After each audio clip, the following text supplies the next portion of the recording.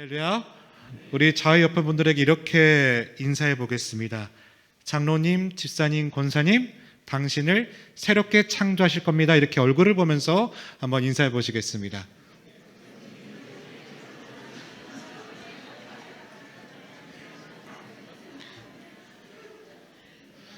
자, 얼굴을 너무 빤히 바라보시면 마치 성형수술을 원하시는 것 같으니까 이제 얼굴을 창조하는 게 아니라 하나님께서 우리의 영을 창조하시길 원하는 마음으로 고백한 겁니다. 그렇죠? 자, 오늘 말씀의 제목은 그가 밤에 예수께 와서입니다. 우리가 인생을 살아가다 보면요, 고쳐서 해결되는 문제도 있지만 고쳐서 해결되지 않은 문제들이 더 많이 있죠. 자, 그러면 어떻게 할까요? 고쳐서 해결되지 않는 문제는 그냥 포기해야 되느냐? 아니죠. 하나님은요, 그것들은 완전히 새롭게 창조하라고 말씀하십니다. 우리의 구원의 문제도 그래요. 구원의 문제는요, 고쳐서 되는 문제가 아니라 하나님이 우리의 삶을 새롭게 창조해 주실 때 가능할 수 있다는 거예요. 오늘 말씀의 주인공은 니고데모라는 사람입니다. 우리 한번 외쳐볼까요? 니고데모. 니고데모. 이 니고데모가 어떤 삶의 문제가 있어서 예수님께 나아갔고요, 예수님, 내 삶의 문제를 고쳐주세요 라고 나아갔는데 예수님은요, 그의 삶의 문제를 고쳐주지 아니하시고 이것은 고쳐서 되는 것이 아니라 너의 삶이 거듭나야 돼, 다시 말해서 새롭게 창조돼야 돼 라고 말씀해주고 있다는 거예요. 그래서 오늘 저와 같이 나눌 말씀의 주제는 두 가지가 됩니다. 고침과 창조의 문제. 이 두 가지를 연관 지으면서 우리 같이 말씀을 살펴보도록 하겠습니다. 특별히 우리 성도분들에게 축복하고 싶은데요, 나의 삶도 그 니고데모가 예수님을 만나 해결되었듯이 오늘 여러분의 삶 가운데 어떤 문제가 있다면 우리 예수님을 통해서 해결될 수 있게 되시기를 주님의 이름으로 간절히 축복합니다. 자, 그러면 우리가 첫 번째 살펴보고 싶은 것은 이것인데요, 뭐냐? 왜 니고데모가 여기에 등장했느냐입니다. 왜 등장했을까? 우리가 읽진 않았지만요, 앞장에 2장 23절부터 25절의 말씀을 교독하신 후에 25절의 말씀은 합독해서 읽어보겠습니다. 제가 먼저 23절 읽어보겠습니다. 6월절에 예수께서 예루살렘에 계시니 많은 사람이 그의 행하시는 표적을 보고 그의 이름을 믿었으나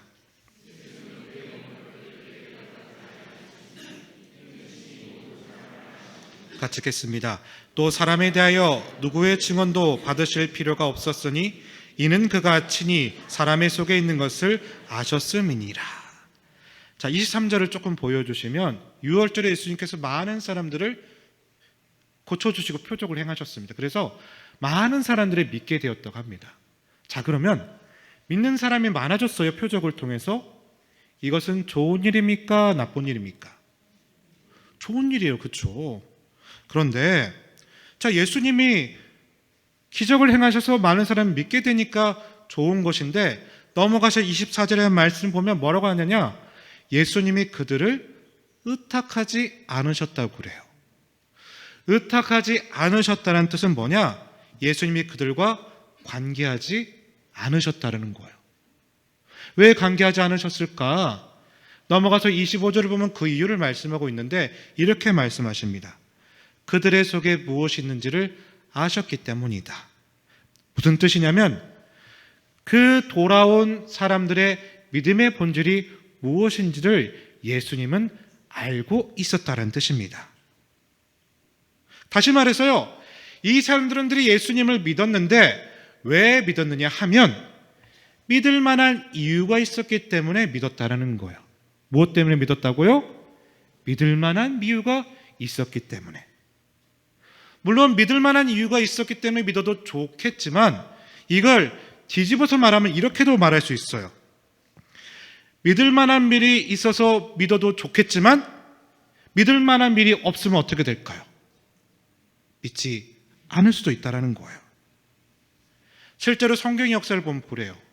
우리 예수님께서 오병의 기적을 행하셨고요, 죽은 자를 살리셨고요, 안전벨을 일으키셨고요. 뭐 어떤 표적을 행하실 때마다 수많은 사람들이 예수님께 찾아왔습니다. 그런데 정작 예수님이 십자가에 못 박힐 때는 다 도망가셨어요. 예수님 가시멸관을 쓰셨을 때도 어떻게 했습니까? 다 뿔뿔이 흩어졌어요. 예수님이 손과 발이 못에 박히실 때도 모든 사람들이 다 도망갔다라는 거예요. 왜 그랬을까? 그 예수님의 모습을 보니까 믿을 만한 이유가 없었던 거예요. 그래서 믿을 만한 이유가 없기 때문에 또 못 믿게 되었다는 겁니다. 자, 여기서 우리가 우리의 신앙을 한번 점검해 보고 싶습니다. 다시 말해서요, 여러분 신앙을 볼 때요, 반응하고 믿음은 다릅니다. 다시요, 우리의 신앙에 있어서 반응과 믿음은 달라요. 반응은 뭐냐? 믿을 만한 일이 있으니까 반응을 하는 거예요. 믿음은 뭡니까? 예수님의 존재 자체를 믿기 때문에 그런 믿을 만한 일이 없어졌다 할지라도 결코 흔들리지가 않더라는 겁니다. 자, 그렇다면 여러분의 신앙은 어떻습니까? 여러분의 신앙은 반응하는 신앙입니까? 아니면 믿음의 신앙입니까? 제가 전에도 계속해서 강조하고 있지만 요한복음은 믿지 않은 사람들을 위한 책이 아니라 어떤 사람들의 책이라고요? 믿는 사람들의 책이에요. 그렇다면 이때 이 말씀을 기록하게 하신 요한복음의 목적이 무엇일까요? 이런 거죠. 그래, 너에게 믿음이 있지. 그러나 자세히 한번 봐라. 너의 믿음은 반응의 신앙이니 아니면 믿음의 신앙이니 바라봐라 라고 니고데모를 통해서 말씀해 주고 있었다는 겁니다. 더군다나요, 자, 성경을 가지고 계신 분들은 요한복음 2장의 말씀을 계속 보시기 바랍니다. 니고데모가 어떻게 등장하냐면, 자, 23절, 24절, 25절을 보면 계속해서 많은 무리들이 소개가 되고 있어요. 이 많은 무리들은 반응하는 신앙인들이었어요. 왜? 예수님이 자꾸 표적을 행하시니까 믿음을 가지게 된 거예요. 많은 사람들, 많은 무리들, 사람들하고 소개되다가 요한복음 3장으로 넘어가거든요. 이 요한복음 3장으로 넘어갈 때 니고데모를 그냥 소개한 게 아니에요. 그 사람들 중에 니고데모가 있었으니라고 말씀하고 있다는 거예요. 다시 말해 니고데모의 신앙이 어떤 신앙이라는 것을 보여준 거죠. 그의 신앙은 믿음의 신앙이 아닌 어떤 신앙이었다? 반응의 신앙이었다는 겁니다. 사랑하는 믿음의 동역자 여러분, 도전드립니다. 내 신앙이요, 반응으로만 나아가게 되신다라면 오늘 말씀을 통해서 우리의 반응을 뛰어넘어 믿음으로 나아갈 수 있는 여러분이 되시기를 주님의 이름으로 간절히 축복합니다. 우리에게 필요한 것은 반응보다 반응을 뛰어넘은 믿음의 신앙입니다. 자, 그렇다면 두 번째로 살펴볼 것은 이것입니다. 그런 니고디모가 무슨 일을 했는지 한번 살펴보도록 하겠습니다. 1절과 2절 말씀인데요. 1절은 제가 읽고 2절은 여러분이 읽어보겠습니다. 제가 먼저 1절 읽어보겠습니다. 그런데 바리새인 중에 니고데모라 하는 사람이 있으니 유대인의 지도자라.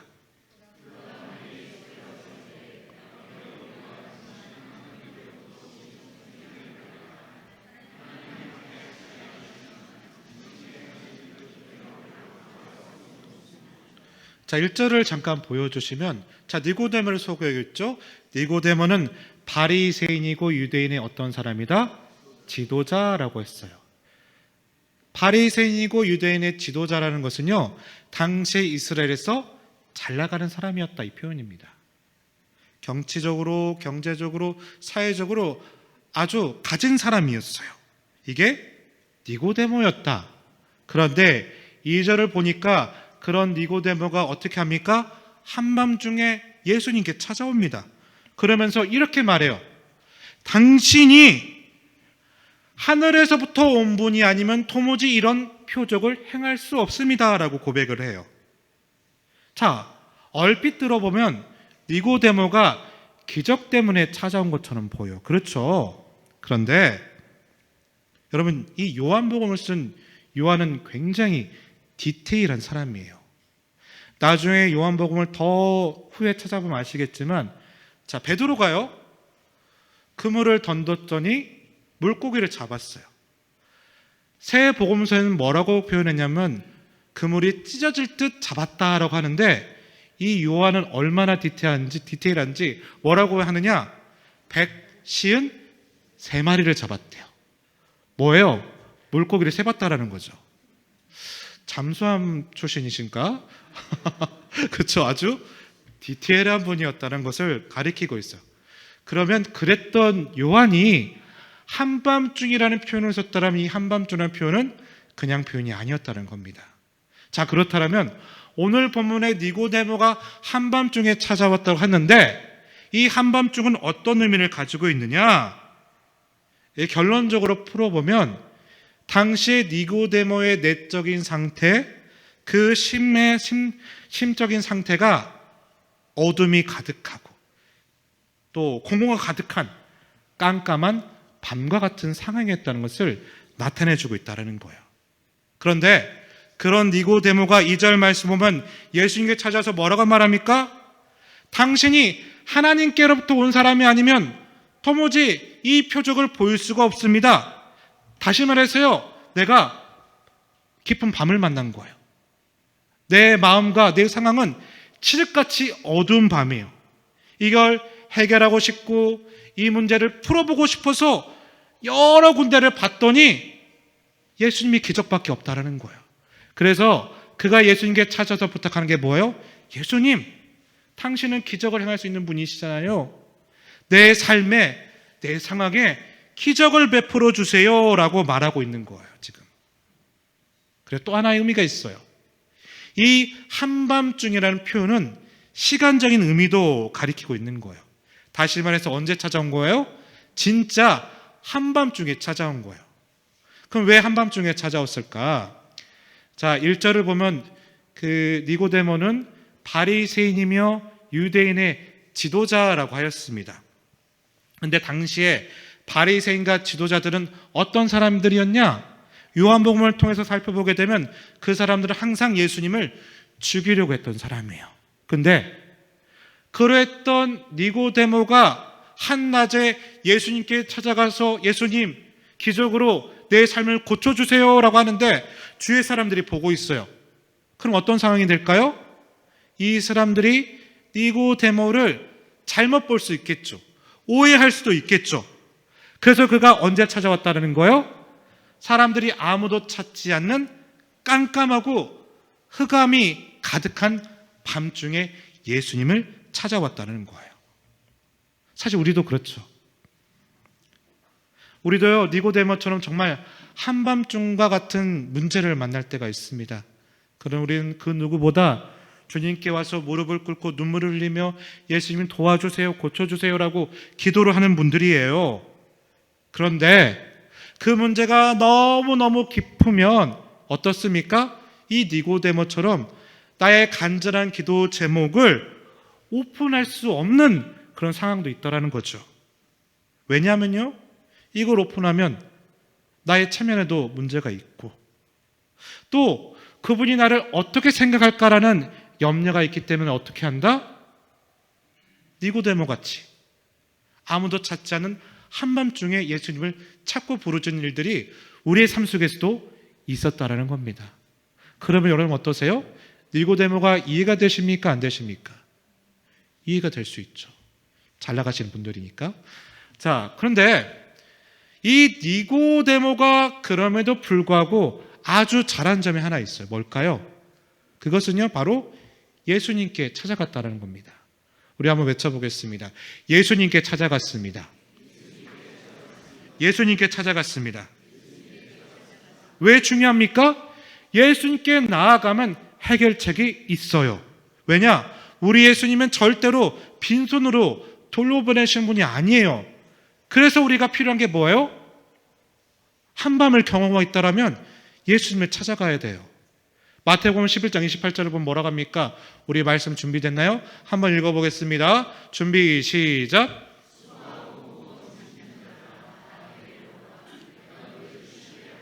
맞아요. 우리 예수님도 알고 있고요. 여러분도 알고 있어요. 많은 사람들이 수고하고 무거운 짐을 지며 살아가고 있어요. 그러나 그러한 분들이 정작 예수님께 찾아온 분들이 별로 없다라는 거예요. 그런데 여러분 기억하세요. 예수님께 나아가면 해결책이 있습니다. 절대 혼자 지지 마시길 바랍니다.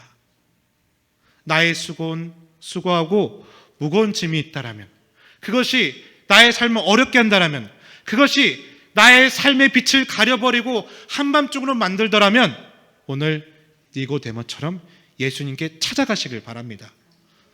오픈하기 어려워요. 하지만 괜찮습니다. 한밤중이라도 예수님을 찾아가셔야 된다는 거예요. 왜냐?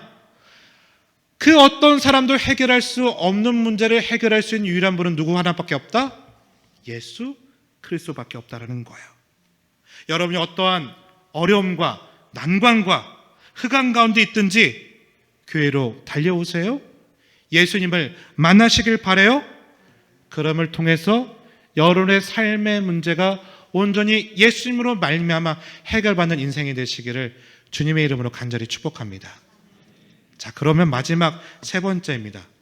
그렇다면 우리 예수님께서는 이 니고데모의 흑암의 문제를 어떻게 풀어가는지를 우리 한번 살펴보도록 하겠습니다. 자, 이 3절과 4절 말씀인데요. 3절은 제가 읽고 4절은 여러분 읽어보겠습니다. 제가 먼저 3절 읽어보겠습니다. 예수께서 대답하여 이르시되 진실로 진실로 내게 이르노니 사람이 거듭나지 아니하면 하나님의 나라를 볼 수 없느니라.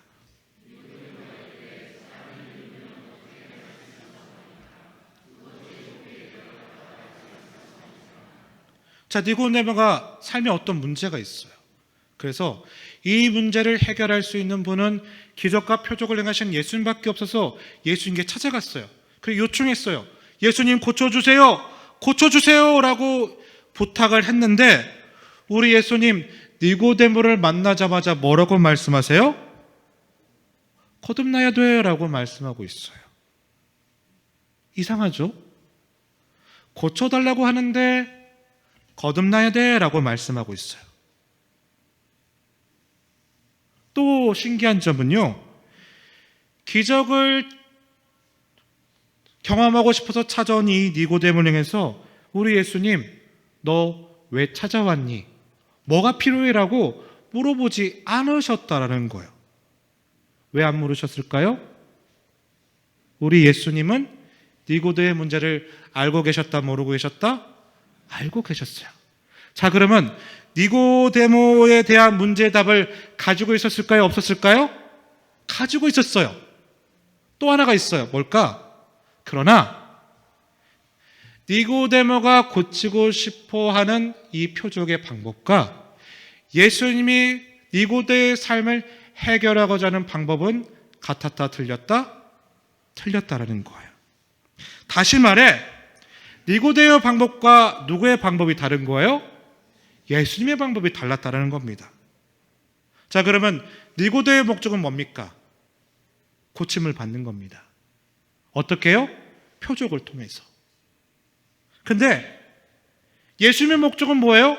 니고데모를 돕고 싶어 하세요. 그런데 이거는 표적이 아니라, 고침이 아니라 무엇으로만 가능하다고 말씀하세요?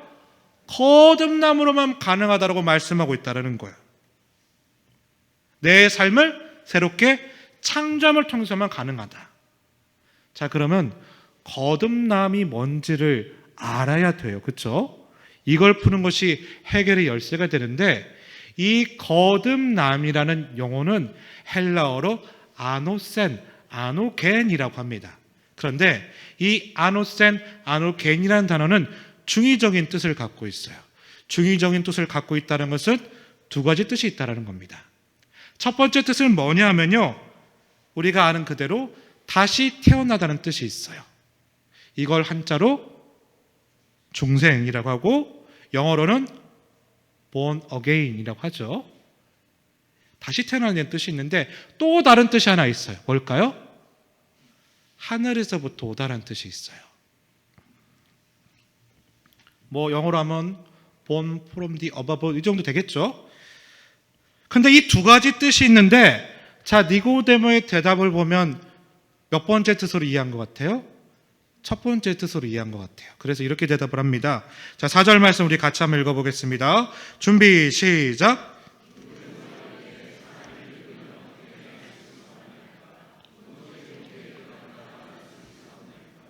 그러니까 첫 번째 뜻, 다시 태어나다는 뜻으로 이해를 했던 거죠. 그래서 예수께 질문해. 예수님, 어떻게 사람이 다시 태어납니까? 어떻게 사람이 엄마 뱃속에서 두 번 태어날 수 있겠습니까? 엄마 뱃속 들어갈 수도 없고, 그렇죠? 가끔 우리 애들은 들어가려고 그래, 이렇게. 엄마가 힘들게 하면. 네, 뱃속을 막 후벼 팝니다. 근데 이게 불가능하잖아요. 자, 그러면 니고데모가 이 아노센 아노겐이라는 단어의 뜻을 몰랐을까요? 유대인의 지도자고 공부를 많이 했던 사람이에요. 그러면 이 단어가 중의적인 뜻이 있다는 것을 알고 있었는데 과연 그가 몰라서 이렇게 질문했을까? 저는 아니라고 생각합니다. 그래서 저는 이렇게 해석을 해보고 싶어요. 예수님, 그렇다면 그게 두 번째 태어난다는 뜻입니까? 아니잖아요, 예수님. 또 다른 뜻이 있지 않습니까? 예수님, 내가 알지 못하는 그 깊으신 뜻을 알려주세요. 알고 싶습니다. 이게 니고데모의 반응이었던 것 같아요. 그때 예수님이 뭐라고 대답하셨다고요? 그게 아니다. 너가 거듭나는 것은 위에서부터 새롭게 태어나는 거야 하면서, 자, 5절의 말씀 보면 진짜 중요한 메시지를 주고 있죠. 뭐라고 말씀하시는지 우리 5절 말씀 같이 한번 읽어보겠습니다. 준비, 시작. 예수께서 대답하시되 진실로 내게 이르노니 사람이 물과 성령으로 나지 아니하면 하나님의 나라에 들어갈 수 없느니라. 자, 이 5절 말씀을 풀어야 되는 거죠. 자, 근데 여기서 알 수 있는 건 뭡니까? 니고데모의 얻은 그 삶의 문제는 고치는 것으로 가능해요? 가능하지 않아요? 가능하지 않아요. 그래서 뭐라고 말씀하시는 거예요? 거듭나야 돼. 새롭게 창조돼야 된다. 근데 그 새롭게 창조되는 방법이 뭐라고 하고 있습니까? 물과 성령으로. 자, 그러면 물이란 무엇일까요? 물이라고 하면 이스라엘 사람들은 다 알아요. 물은 세례의 의미를 가지고 있어요. 그럼 세례는 뭡니까? 물속에 잠겼다가 다시 끄집어내는 거예요. 물속에 잠긴 것은 무엇을 뜻합니까? 죽었다는 걸 뜻해요. 내 삶이 하나님으로 말미암아 비워졌다는 걸 뜻해요. 자, 그러면 죽었으면 다시 살아나야 되고 비었으면 다시 채워져야 되잖아요. 근데 이게 무엇으로 가능하다고 하고 있어요? 성령으로만 가능하대요. 성령으로 채워지고 성령으로 다시 태어난다. 근데 성령은 어떤 존재입니까? 다시 태어나는 존재가 아니라 위에서부터 오는 존재이잖아요. 그러면 그 성령은 무슨 뜻인가? 특별히 성령으로 거듭났다는 말은 무엇인가를 살펴보았을 때 베드로전서 1장 23절의 말씀을 보면 사실 이 거듭남이 초대교회에서 굉장한 주제였거든요. 근데 베드로는 아주 명확하게 이렇게 답을 주고 있어요. 자, 베드로전서 1장 23절 말씀 우리 같이 한번 읽어보겠습니다. 준비, 시작.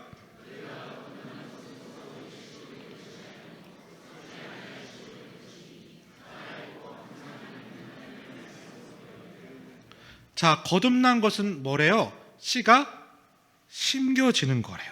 근데 그 씨는 무엇을 가리키고 있어요? 말씀이라고 뜻하고 있어요. 그러니까 위로부터 났다, 성령으로 났다라는 것은요, 말씀이 심겨지는 것을 말해요. 이게 거듭남이다. 다시 말해 내 마음밭에 내 심령에 입신양명 그 본능이 심어지는 것이 아니라 무엇이 심어져야 된다는 거예요?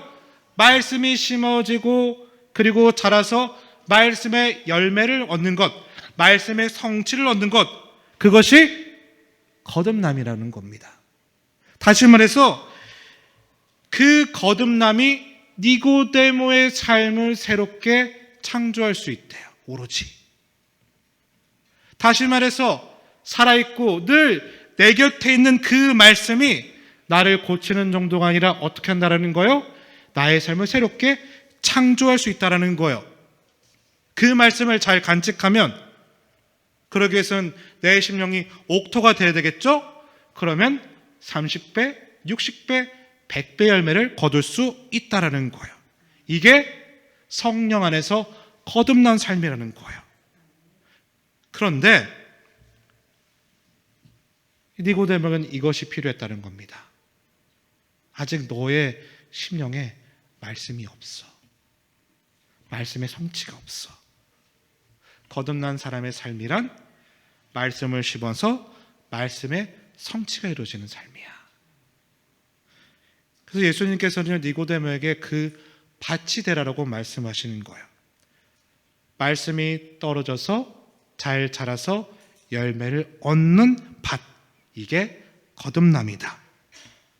여러분, 그런 인생 되시기를 주님의 이름으로 간절히 축복합니다. 그러면 그런 옥토가 되기 위해서는 무엇이 필요합니까? 땅이 단단해지면 안 되겠죠. 그래서 늘 우리의 삶에는 고난이 있는 거예요. 왜냐? 너무 딱딱해서 씨가 들어가지 않으니까 계속해서 우리의 땅이 옥토가 되도록 계속해서 이 땅을 뒤집어 주시는 거예요. 성경을 보면 마음을 기경한다라고 하죠. 기경한다. 마음을 뒤집어 놓는 거예요. 그러면 우리의 마음이 옥토가 되죠? 다시 말해서 나의 마음이 고난으로 인해, 흑암으로 인해 옥토가 되면 그때 내가 말씀을 잘 받아들이고 그 말씀에 자라서 내 삶에 열매를 허락해 준다는 거예요. 이게 거듭남이다. 그래서 하나님께서 구하시는 제사는 뭐라고 그래요? 상한 심령이라고 하잖아요. 니고데모가 지금 상한 심령이 되어 있으니까, 그러니까 예수님을 찾아온 거고, 그러니까 이제는 새 창조가 일어나 거듭난 삶으로 살아가게 될 수가 있었다라는 겁니다. 사랑하는 믿음의 동역자 여러분, 여러분의 삶에서도 흑암이 있다라면, 깊은 어둠이 있다라면, 그때가 여러분의 마음의 심령이 옥토가 되는 때예요. 그때 필요한 것은 무엇이다? 하나님의 말씀이라는 겁니다. 그 말씀이 심겨지게 될 때 여러분의 삶이 성취되는 열매로, 거듭남으로 나타낼 수 있다는 겁니다. 저는 목사가니까 가끔 그런 성도분들을 보시는 거예요. 정말 말씀이 너무 잘 들어가셔서 이분은 정말 하나님께서 뭔가를 하시겠다, 정말 그런 모습들을 볼 때도 있거든요. 정말 그분을 통해서 어마어마한 능력이 나타나더라고요. 저는 그런 분들을 보면서 이게 교회다라는 생각을 많이 해요. 교회는 건물이 아니잖아요. 사람이잖아요. 여러분, 그 교회가 되시길 바랍니다. 교회는 어떤 곳입니까? 말씀이 심겨져서 성취되는 곳이에요. 예수님 어떤 분이셨어요? 구약의 말씀을 신약에 들어와서 성취시키셨던 분이시잖아요. 여러분의 삶 가운데서도 거듭남이, 말씀의 씨가 심겨짐이 말씀의 성취로, 열매로 나타날 수 있게 되시기를 간절히 축복합니다. 말씀을 정리하겠습니다. 내 삶에 밤이 있을 때마다, 흑암이 있을 때마다 내가 어떤 반응을 하는지 잘 살펴보시길 바랍니다. 내 신앙이 반응의 신앙인지, 아니면 한결같은 믿음의 신앙인지, 믿음의 신앙으로 나아갈 수 있는 여러분 되시길 바랍니다. 그리고 그 말씀으로 거듭나십시오. 말씀이 여러분의 심령에 심겨지게 될 때 하나님 여러분을 통해서 거듭남을 허락하여 주시고 새 삶을 창조해 주실 것입니다. 그 일들이 여러분 가운데 나타나게 되시기를 주님의 이름으로 간절히 축복합니다.